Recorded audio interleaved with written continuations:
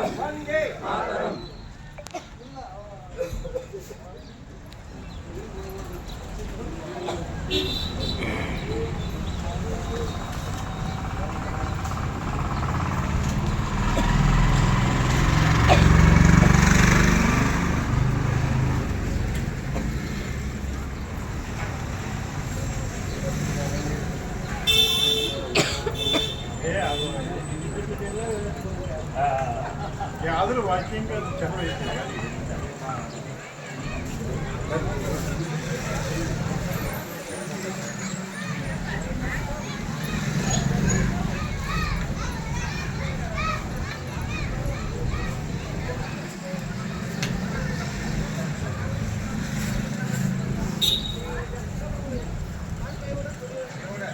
ಅದು ಇವು ಒಂದು ಸೆಟ್ಟಿಂಗ್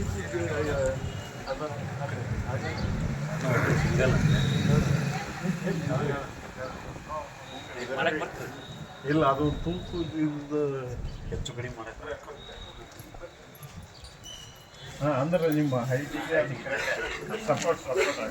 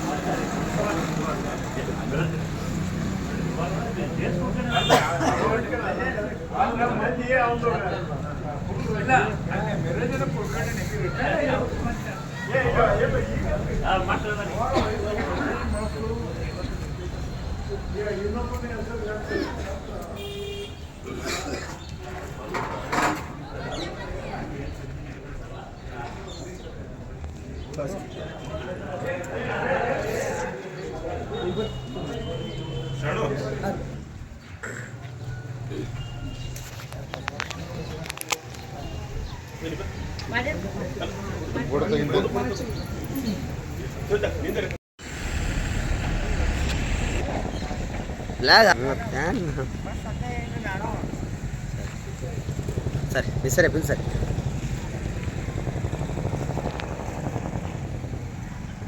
ಹ್ಞೂ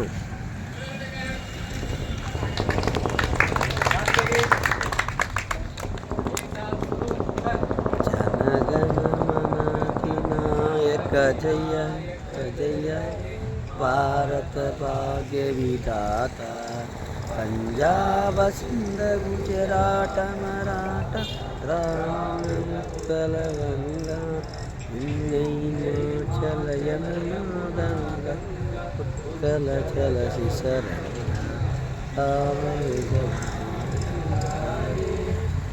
ಸುವಾಸಿಸ ಮಾಡಿ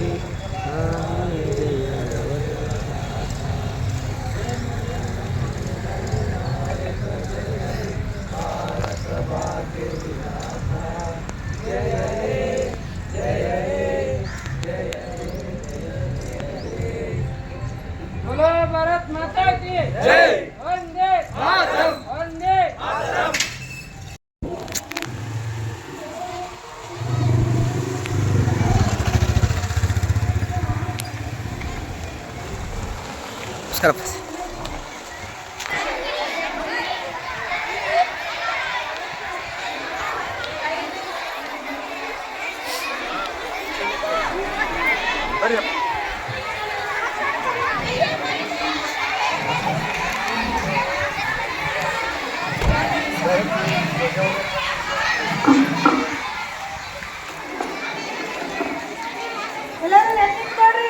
ನಮಸ್ಕಾರ. ಅಲ್ಲೇ ಲೈನ್ ನೋಡ್ಕೊಂಡು ಡಿಸ್ಟೆನ್ಸ್ ನೋಡ್ಕೊಂಡು ನಿಂದ್ರಿ. ಕ್ಲಾಪ್ಸ್ ಹಾಕ್ರಿ ಎಲ್ಲರೂ.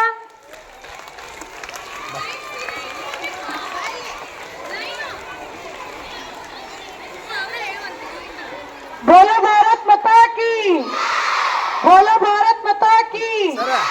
वंदे वंदे। सीधा निंತ್ಕೊಡ್ರಿ ಎಲ್ಲರೂ.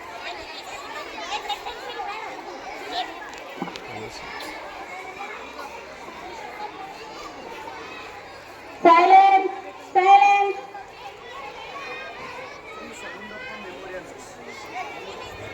Silence, don't talk. Take position. Position. ಮುಖ್ಯ ಅತಿಥಿಗಳು ಮೇಡಮ್ ಶ್ರೀ ಶ್ರೀ ಜಗದೇವ ಮಲ್ಲಿನಾಥ ಶ್ರೀಗಳು ಆಲ್ಮೇಲ್ ಈ ಗುರುಗಳಿಂದ ಧ್ವಜಾರೋಹಣ ಕಾರ್ಯಕ್ರಮ ಅನಂತರ ರಾಷ್ಟ್ರಗೀತೆ. ಹಿಮಾಚಲ ಯಮುನಾ ಗಂಗಾ ಉಚ್ಚಲ ಜಲಧಿ तव शुभाशिष मागे गाहे तव जय गाथा जन गण मंगलदायक जय भारत भाग्य विधाता जय हे बोलो भारत माता की बोलो भारत माता की वंदे ಒಂದೇ ನಿನ್ನಿಷ್ಟದಂತೆಲ್ಲ ಇಟ್ಟಿರುವೆ ರಾಮ, ನನ್ನಿಷ್ಟದಂತೆಲ್ಲ ಕೊಟ್ಟಿರುವೆ ರಾಮ, ಕಷ್ಟಗಳ ಕೊಡಬೇಡ ಎನ್ನಲಾರೆ ರಾಮ, ಕಷ್ಟ ಸಹಿಸುವ ಸಹನೆ ಕೊಡು ನನಗೆ ರಾಮ, ಕಷ್ಟ ಸಹಿಸುವ ಸಹನೆ ಇನ್ನಷ್ಟು ರಾಮ, ಕಷ್ಟ ಸಹಿಸುವ ಸಹನೆ ಇನ್ನಷ್ಟು ರಾಮ. ಇಲ್ಲಿ ಕಲಿಯುವ ಮಕ್ಕಳಿಗೆಲ್ಲ ಬಹುಮಾನ ಸಿಗುವುದು ಸನ್ಮಾನ, ನಿಮ್ಮ ಪ್ರೀತಿಯ ಅಭಿಮಾನ ಇದುವೆ ನಮ್ಮಯ ಬಿಗುಮಾನ, ಬನ್ನಿರಿ ಹರಿಸುತ್ತಾ ನಾವು ಕೋರುವ ಸ್ವಾಗತ. ಈಗ ಸನ್ಮಾನ ಕಾರ್ಯಕ್ರಮ ನೆರವೇರಲಿದೆ. ಎಲ್ಲರೂ ಕ್ಲಾಸ್ ಹಾಕ್ರಿ, ಜೋರ ಹಾಕ್ರಿ. ಮೇಡಮ್ಮ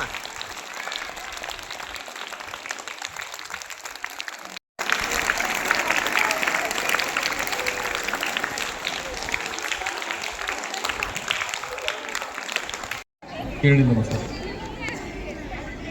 20 ಓಂ ಶ್ರೀ ಗುರು ಬಸವಲಿಂಗಯ್ಯನನ್ನು 76ನೇ ಗಣರಾಜ್ಯೋತ್ಸವದ 77 ಕಾರ್ಯಕ್ರಮವನ್ನು ನೆರವೇರಿಸಿ ವೇದಿಕೆ ಮೇಲೆ ಆಸೀನರಿರ್ತಕ್ಕಂಥ ನಮ್ಮ ಸಂಸ್ಥೆಯ ಚೇರ್ಮನ್ ರಮೇಶ್ ಪಾಟೀಲ್ ಅವರೇ, ಈ ವೇದಿಕೆ ಮೇಲೆ ಆಸೀನರಿರ್ತಕ್ಕಂಥ ನಮ್ಮ ಸಂಸ್ಥೆಯ ಕೋಶಾಧ್ಯಕ್ಷರಾದ BM ತಾಳಿಕೋಟಿ ಅವರೇ, ಹಾಗೂ ಉಚಿತ ಪ್ರಸಾರದ ಅಧ್ಯಕ್ಷರಾದಂಥ AG ಗಂಗನಗೌಡ ಅವರೇ, ನಮ್ಮ ಪ್ರಾಥಮಿಕ ಶಾಲೆಯ ಮುಖ್ಯ ಗುರುಗಳಾದಂಥ ಗೌಂಡಿ ಸರ್ ಅವರೇ, ನಿವೃತ್ತ ಪ್ರಾಂಶುಪಾಲರಾದಂಥ ತಿಳಿಸ್ತಿ, ಬಹಳ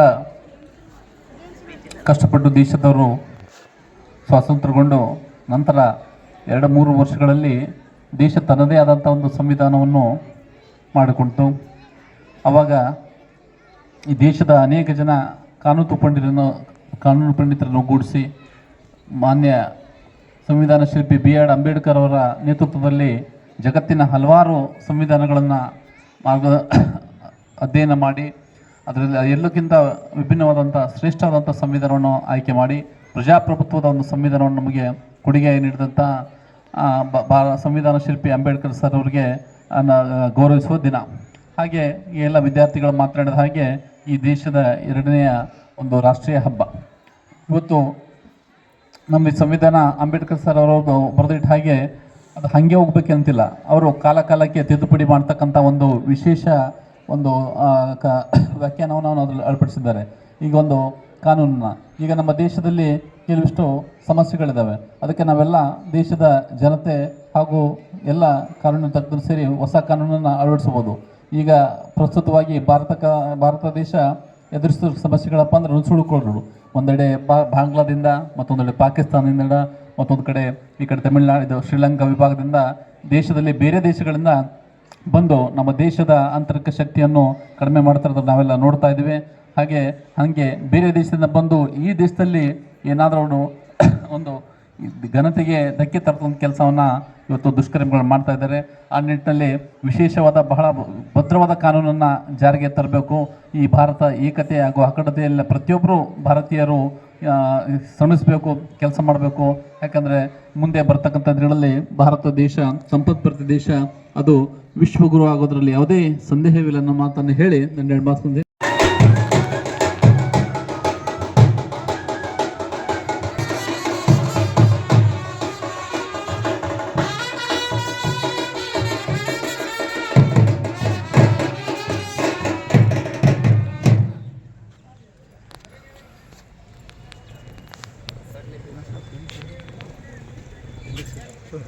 ಗುರುಗಳು ಹೆಂಗಂತಾರೆ ನಮ್ಮ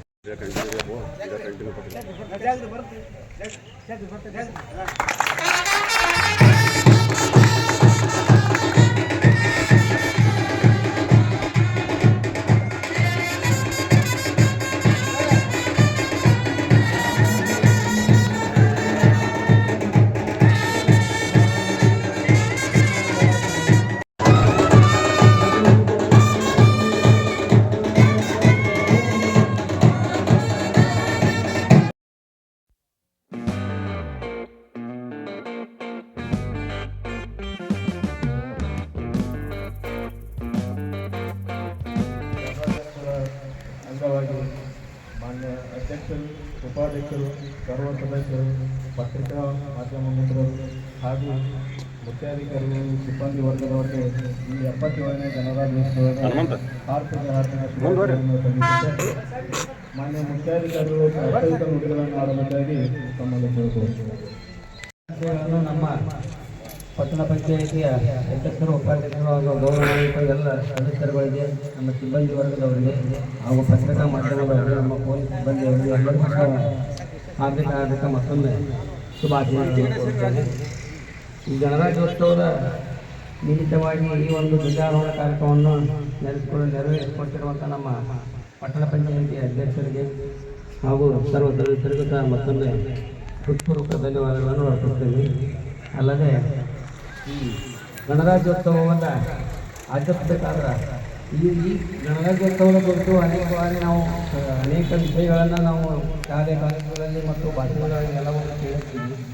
ಅಲ್ಲದೆ ಈ ನಮ್ಮ ಪಟ್ಟಣ ಪಂಚಾಯಿತಿ ಯಾವ ರೀತಿ ಅಭಿವೃದ್ಧಿಯತ್ತ ಸಾಧಿಸ್ತಾ ಇದೆ, ಇನ್ನು ಮುಂದಿನ ಹೆಜ್ಜೆಗಳಲ್ಲಿ ಯಾವ ರೀತಿ ಇರ್ತದೆ ಅನ್ನುವಂಥದ್ದನ್ನು ಒಂದು ಪಕ್ಷಿ ನೋಟವನ್ನು ಸವಿಸ್ತಾರವಾಗಿ ನಮ್ಮ ಅಧ್ಯಕ್ಷರು ಹೇಳ್ತಾರೆ, ನಾವು ಸಹಿತ ಹೇಳ್ತೀವಿ. ನಮ್ಮ ಶಾಸಕರು 5 ಕೋಟಿ ರೂಪಾಯಿಗಳನ್ನು ನಮಗೆ ವಿಶೇಷ ಅನುದಾನವಾಗಿ ಕೊಡ್ತಾರೆ. ಆ ಒಂದು 5 ಕೋಟಿ ರೂಪಾಯಿಗಳೊಳಗೆ ಒಂದು 2 ಪ್ಯಾಕೇಜ್ ಮಾಡಿ ಒಂದು ವಾಣಿಜ್ಯ ಮಳಿಗೆಗಳು ಮತ್ತು ರಸ್ತೆ ಮತ್ತು ಚರಂಡಿಗಳನ್ನು ಅಭಿವೃದ್ಧಿಪಡಿಸಲಿಕ್ಕೆ ಎಲ್ಲ ಸದಸ್ಯರು ಕೊಟ್ಟಾರೆ. ಜಿಲ್ಲಾಧಿಕಾರಿಗಳನ್ನು ಮಂಜೂರಿ ತೆಗೆದುಕೊಂಡು ಈಗ ಟೆಂಡರ್ ಹಂತದಲ್ಲೈತೆ. ಟೆಂಡರನ್ನು ಕರೆದೀವಿ. ಈಗ ಅದು ಫೈನಲ್ ಆದ ನಂತರ ಊರಾಗಿ ಕೆಲಸಗಳೆಲ್ಲ ಪ್ರಾರಂಭ ಆಗ್ತವೆ. ಆ ಕುರಿತು ಮತ್ತು ನಮ್ಮ ಈ ಮುಂದಿನ ಯಾವ ರೀತಿ ನಾವು ಅಭಿವೃದ್ಧಿ ಮಾಡಬೇಕು ಅನ್ನೋದ್ರ ಬಗ್ಗೆ ನಮ್ಮ ಅಧ್ಯಕ್ಷರು ಸವಿಸ್ತರವಾಗಿ ಹೇಳ್ತಾರೆ. ಕರಡು ಕೊಡೋರಯ್ಯ, ನೀನೊಲಿದರೆ ಬರಡು ಅಯ್ಯನಯ್ಯ, ನೀನೊಲಿದರೆ ವಿಷವು ಅಮೃತವುದಯ್ಯ, ನೀನೊಲಿದರೆ ಪಡಿ ಪದಾರ್ಥ ಇದರಲ್ಲಿರ್ತವು ಕೂಡಲ ಸಂಗಮದೇವ. ಓಂ ಶ್ರೀ ಗುರುಬಸವಲಿಂಗಾಯ ನಮಃ. 4 ವಾರ್ಡದ ಆರಾಧ್ಯ ದೈವವಾದಂಥ ಶ್ರೀ ಶರಣವೀರೇಶ್ವರರನ್ನು, ಗುರುಗಂಗೆ ತಾಯಿಯವರನ್ನು ಎಲ್ಲ ಮನದಾಳದಲ್ಲಿ ಸ್ಮರಿಸಿಕೊಳ್ಳುತ್ತಾ, ಮೊದಲನೇದಾಗಿ ಈ ಒಂದು 77ನೇ ಗಣರಾಜ್ಯೋತ್ಸವದ ಸಂದರ್ಭದಲ್ಲಿ ಈ ಒಂದು ಕಾರ್ಯಕ್ರಮದಲ್ಲಿ ಉಪಸ್ಥಿತರಿರುವಂಥ ನಮ್ಮ ಪಟ್ಟಣ ಪಂಚಾಯತಿಯ ಎಲ್ಲ ಸರ್ವ ಸದಸ್ಯರೇ ಹಾಗೂ ಎಲ್ಲ ನಮ್ಮ ಸದಸ್ಯರೇ, ಪತ್ರಿಕಾ ಬಳಗದವರೇ ಹಾಗೂ ಪೊಲೀಸ್ ಸಿಬ್ಬಂದಿಯವರೇ, ಪೌರ ಕಾರ್ಮಿಕರೇ, ಅವರಿವರೆನ್ನದೇ ಈ ಒಂದು 77ನೇ ಗಣರಾಜ್ಯೋತ್ಸವ ಸಂದರ್ಭದಲ್ಲಿ ಉಪಸ್ಥಿತರಿರುವಂಥ ಎಲ್ಲರಿಗೂ ನನ್ನ ಶರಣಾರ್ಥಿಗಳು. ಅದೇ ರೀತಿಯಾಗಿ ತಮ್ಮೆಲ್ಲರಿಗೂ 77ನೇ ಗಣರಾಜ್ಯೋತ್ಸವದ ಹಾರ್ದಿಕ ಶುಭಾಶಯಗಳು. ಈ ಒಂದು ಗಣರಾಜ್ಯೋತ್ಸವದ ಕುರಿತು 1-2 ಮಾತುಗಳನ್ನು ಹೇಳಬೇಕಪ್ಪ ಅಂದರೆ, ಭಾರತ ದೇಶ ಜಾತ್ಯತೀತ ಪ್ರಜಾಸತ್ತಾತ್ಮಕ ಗಣರಾಜ್ಯವಾಗಿರುವಂಥದ್ದು. ಭಾರತ ದೇಶ ಸುಮಾರು 300 ಶತಮಾನಗಳಿಂದ ಬ್ರಿಟಿಷರ ಆಳ್ವಿಕೆಯಿಂದ ಮುಕ್ತವಾಗಿ 1947 ಆಗಸ್ಟ್ 15ರಂದು ನಮ್ಮ ದೇಶ ಸ್ವತಂತ್ರವಾಗಿರುವಂಥದ್ದು ನಮ್ಮೆಲ್ಲರಿಗೂ ಗೊತ್ತಿರುವಂಥ ವಿಷಯ. ಈ ಸ್ವತಂತ್ರ ನಮಗೆ ಅಷ್ಟು ಸುಲಭವಾಗಿ ಸಿಕ್ಕಿರುವಂಥದ್ದಲ್ಲ. ಹಲವಾರು ಮಹಾನ್ ನಾಯಕರು, ವೀರ ವನಿತೆಯರು ತಮ್ಮ ತ್ಯಾಗ ಬಲಿದಾನಗಳಿಂದ, ಅವರ ಪರಿಶ್ರಮದಿಂದ ಈ ಒಂದು ಗಣರಾಜ್ಯೋತ್ಸವವನ್ನು ಒಂದು ರಾಷ್ಟ್ರೀಯ ಹಬ್ಬವಾಗಿ ಇವತ್ತು ನಾವು ಆಚರಿಸ್ತಾ ಇದ್ದೇವೆ. ಭಾರತ ಸ್ವತಂತ್ರವಾದ ನಂತರ ಪ್ರಜಾತಂತ್ರ ವ್ಯವಸ್ಥೆಯನ್ನು ಅಳವಡಿಸಿಕೊಂಡು ಇಲ್ಲಿ ಪ್ರಜೆಗಳೇ ಪ್ರಭುಗಳು ಅನ್ನುವ ಒಂದು ರೀತಿಯಲ್ಲಿ ನಮ್ಮ ಸಂವಿಧಾನವನ್ನು ರಚನೆ ಮಾಡಿದರು. ಹಲವಾರು ನಮ್ಮ ಭಾರತ ದೇಶದಲ್ಲಿ ಸ್ವತಂತ್ರ ನಂತರ ಹಲವಾರು ಭಾಷಾವಾರು ಪ್ರಾಂತ್ಯಗಳನ್ನು ರಚನೆ ಮಾಡಿದರು. ಹಲವಾರು ಒಂದು ಪ್ರದೇಶಗಳು, ಹಲವಾರು ಸಣ್ಣ ಪುಟ್ಟ ರಾಜ ಮನೆತನಗಳು ಈ ಒಂದು ಸ್ವತಂತ್ರ ಒಕ್ಕೂಟದಲ್ಲಿ ಸೇರಿಕೊಂಡವು. ಈ ಒಂದು ಭಾರತ ದೇಶ ವಿವಿಧ ಭಾಷೆ, ಒಂದು ಸಂಸ್ಕೃತಿ, ಕಲೆಯನ್ನು ಹೊಂದಿರುವ ವಿವಿಧ ಪಂಗಡ, ಧರ್ಮ, ಜಾತಿಯನ್ನು ಒಳಗೊಂಡಿರುವಂಥದ್ದು. ಇಂಥ ಒಂದು ವಿವಿಧತೆಯನ್ನು ಹೊಂದಿರುವಂಥ ಹೊಂದಿರುವಂಥ ಭಾರತಕ್ಕೆ ಎಲ್ಲರೂ ಒಪ್ಪುವಂಥ ಒಂದು ಸಂವಿಧಾನವನ್ನು ರಚನೆ ಮಾಡಿಕೊಟ್ಟಂಥವ್ರು ಯಾರು? ನಮ್ಮ Baba Saheb Ambedkar.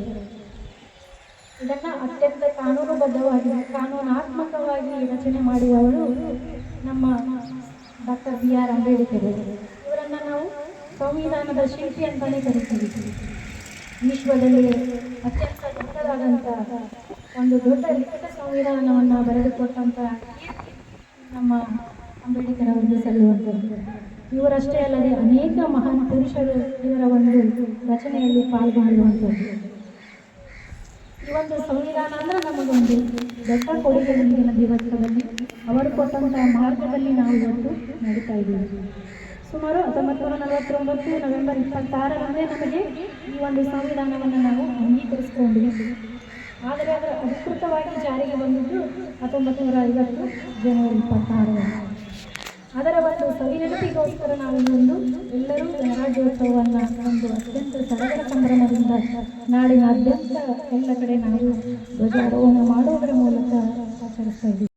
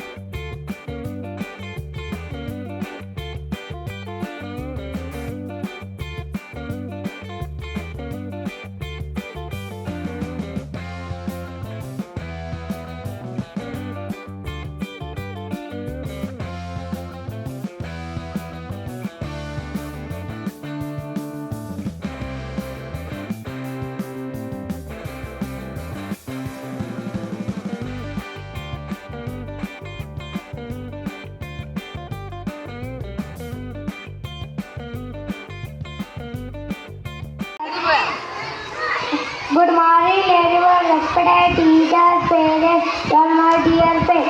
My name is Bhuvan. It is 26th January and we are celebrating 27th Day of our country on 26th January 1950.